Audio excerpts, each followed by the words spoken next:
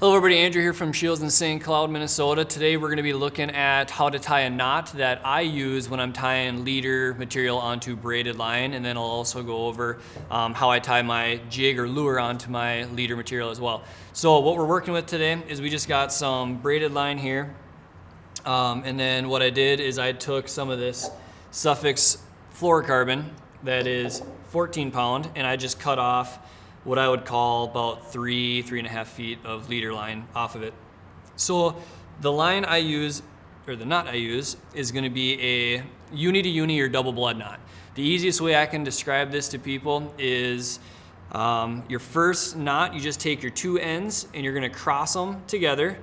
When you're first starting out, it's easier if you leave yourself enough tag end on either side just so you have enough line to work with, versus you'll see if once I get further into it that you loop your line through, and if you run out of tag end, it gets really hard. So as you get used to it and as you build up that muscle memory for this knot, it'll make it a lot easier, and so you can be more efficient on the water as well when the boat's rocking and wind's blowing and all that stuff. So I just take each end and I just crisscross them, and I just hold them in my finger like this, and then you take your first line, and I basically just say, if you just move your fingers together, you see how that line wants to naturally twist into itself.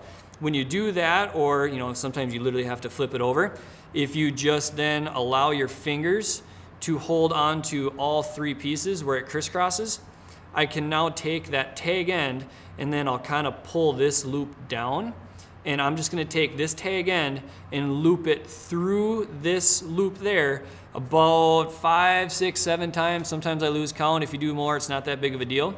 And then we'll repeat the same thing on the other side. So again, it's big muscle memory. So when we're in the store, we do this 100 times a day. So you get a lot of questions. How do you do it so fast?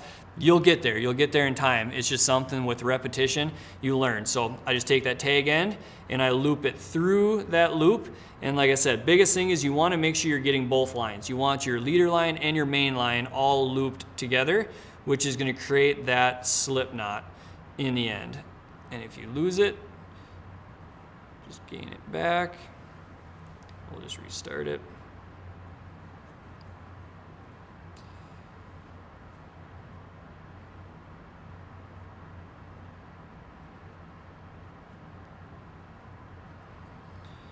Like I said, do it half a dozen times or so, and then what you'll have is you'll have your tag end, and if you pull on that, it'll create like a little noose almost looking, and you'll keep it on the one side, and then you'll just move your fingers over to the opposite side where you have your braid. Now the braid is going to be a little bit more tricky. It's not going to have that twist or that memory to it, so here's where you actually kind of have to loop the line around.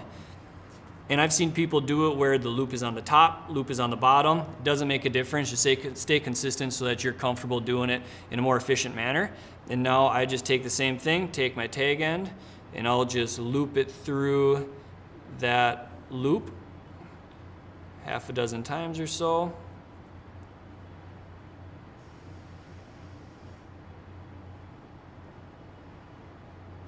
And then same thing, just pull on that tag end. And you'll see there the braid comes out really nice. It's literally just a tight knot, but now as you'll see when I pull the two lines, they actually slide together,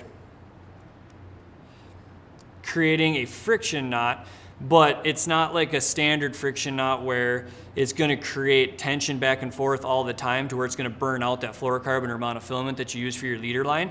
All these two knots are going to do is they're just going to sit there and they're going to pull at each other, and they're so tiny that they can't pull underneath.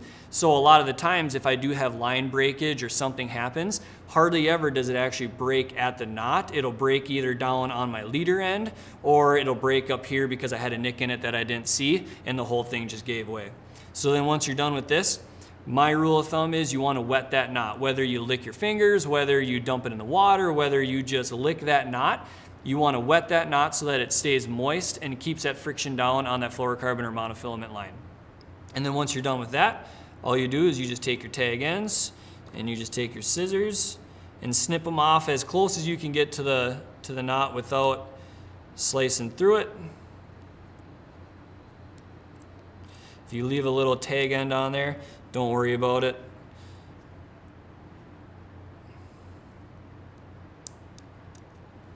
Snip that off.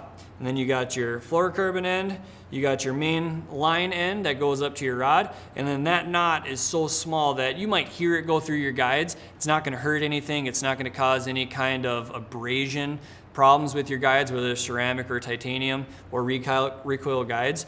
It's going to be one of the smoothest knots you've ever used.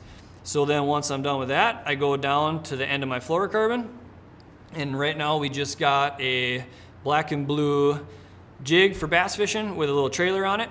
So my rule of thumb is I just take that line, and this is where it's nice having heavier pound test line. It's going to be stiffer, so when you're trying to handle the line, it's not so limp. And then all I'm doing is I'm just going to take the tag end, pull it through, and I loop it around the line, again, a half a dozen times or so.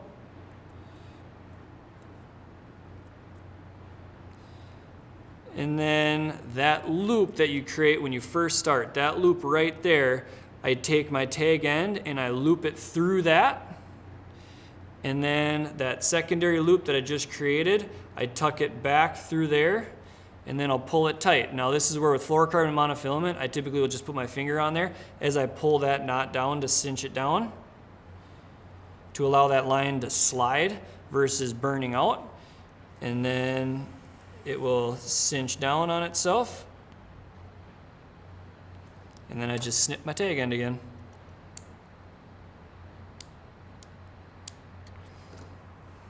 And there you got it, main line, fluorocarbon, and then you got your jig end on it.